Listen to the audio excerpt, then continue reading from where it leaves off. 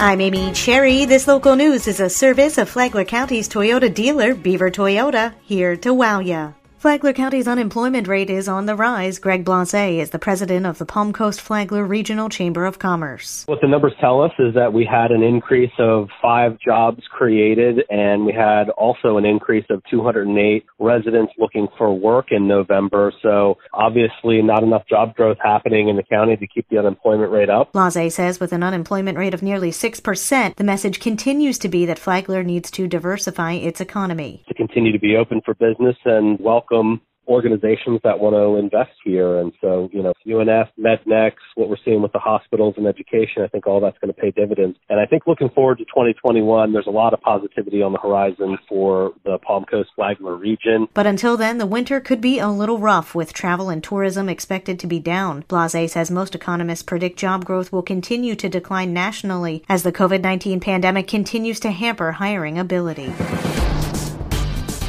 A holiday light display is officially inaugurated. John Arking has the story. On Monday, 18 trees that were part of the tree inauguration contest in Veterans Park in Flagler Beach were dedicated to help provide the community some Christmas spirit. Johnny Lugerai, owner of Oceanside Beach Bar and Grill in Flagler Beach and president of the Flagler Beach Business Bureau, says they're also excited about Starry Nights, a themed light display on businesses and residences along A1A, with the pier even being lit up in stars. The whole point of this really was to bring that positive spirit and also bring people together safely. And what better way than walk outdoors and just see everything beautiful and lit up. The pier's unbelievable, and we had such a great start, and every single year from this point forward we're looking forward for more and more people to get involved and just show their holiday spirit. And I think every year there's going to be more of a commitment from the city, the county, and there's already businesses. FPL donated over $3,000 to get this going, and next year more and more people are going to have the opportunity to do the same thing. Lugerai says they've already seen an increase in traffic around area businesses as people drive by to see the lights, many stopping to get out and take pictures. The lights will remain up into the first week in January. From the WNZF Newsroom, I'm John Arkin.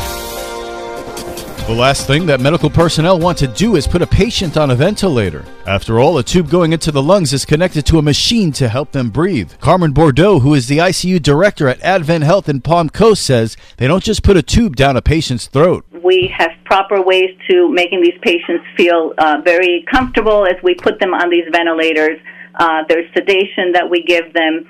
So no patient is ever intubated while they're wide awake. That would be just awful, and we don't do that. Bordeaux said that the hospital follows protocol so that patients don't feel anything when they're put on a ventilator because of COVID. To listen to the interview, download the Flagler Radio app and go to the Free for All Friday podcast. From the WNZF Newsroom, I'm Rich Carroll.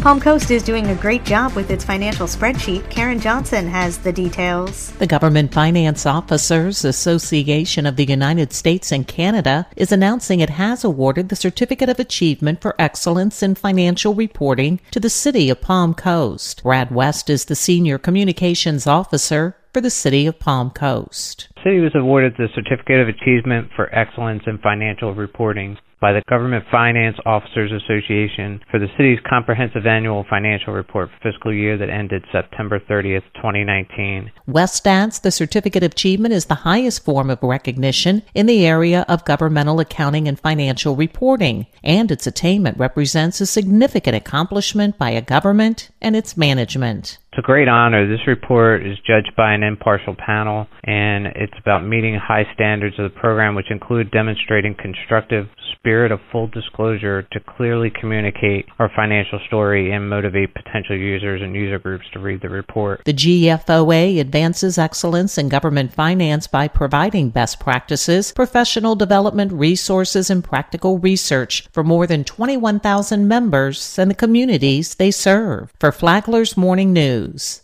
I'm Karen Johnson.